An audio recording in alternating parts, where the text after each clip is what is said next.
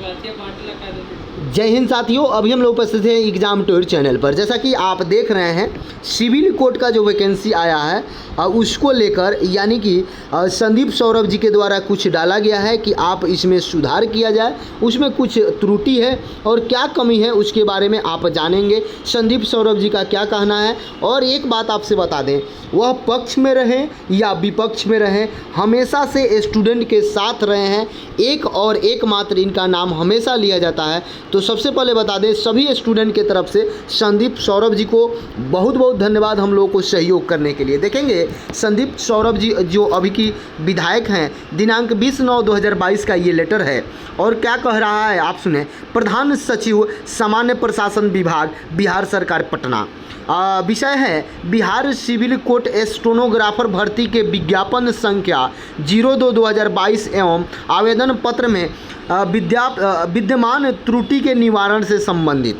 यानी कि संदीप सौरभ जी का कहना है कि जो आप आवेदन मांगे हुए हैं बिहार सिविल कोर्ट स्टेनोग्राफर का, उस विज्ञापन संख्या में आवेदन पत्र में कुछ विद्यमान त्रुटि है जिसको निवारण किया जाए। तो ये हमेशा जानते हैं कि छात्रों के हित की बात करते हैं और ये भी हित से जुड़ा हुआ है। तो आप सब सुने और इस वीडियो को ज़्यादा से ज़्यादा शेयर करें ताकि आयोग और सरकार के कानों तक पहुँचे और इस पर एक्शन लिया जाए।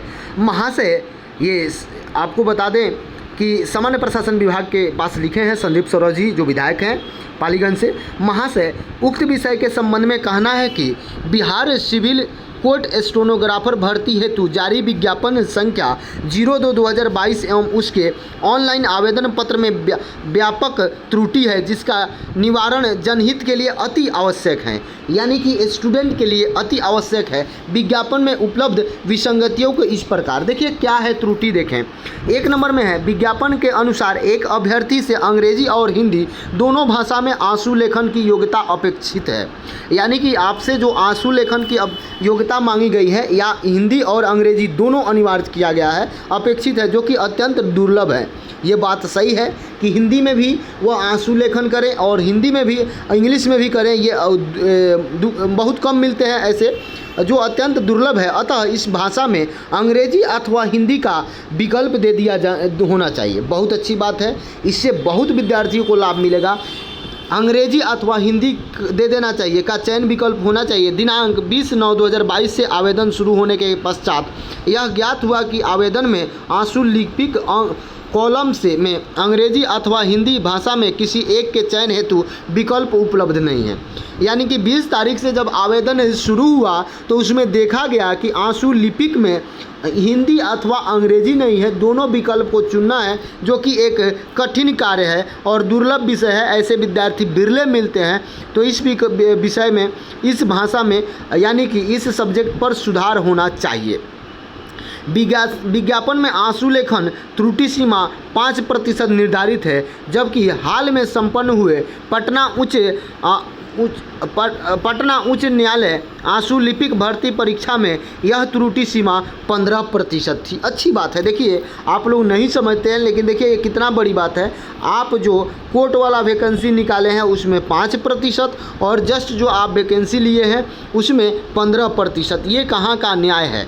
15%। अगर इस त्रुटि सीमा को 15% नहीं दिया गया तो अधिकांश आंसू लिपिक अभ्यर्थी बाहर हो जाएंगे, जो कि सुनिश्चित है, जो कि अनुचित होगा। बहुत अच्छी बात है। यदि आप 5% सीमा को 15% नहीं बढ़ाते हैं तो बहुत सारे विद्यार्थी इस टंकन लिपिक से बाहर हो जाएंगे, जो कि एक अनुचित कार्य होगा। अतः उपयुक्त बातों पर विचार करते हुए आवेदन में अंग्रेजी अथवा हिंदी में से किसी एक भाषा के चयन हेतु विकल्प उपलब्ध कराएं तथा आंसू लिपिक त्रुटि सीमा को 15% करने की कृपा करें, ताकि वर्षों से प्रतिरक्षित अभ्यर्थी को चयन हो सके और उनको लाभ मिल सके। देखिए कितनी बड़ी बात है।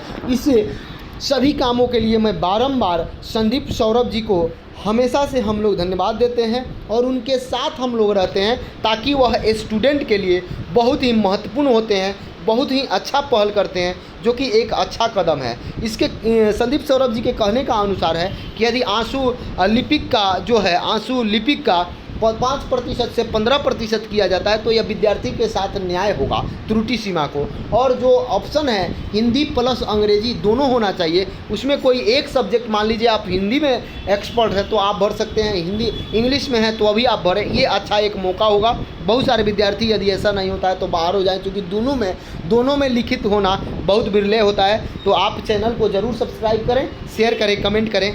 जय हिंद, जय भारत, जय युवा।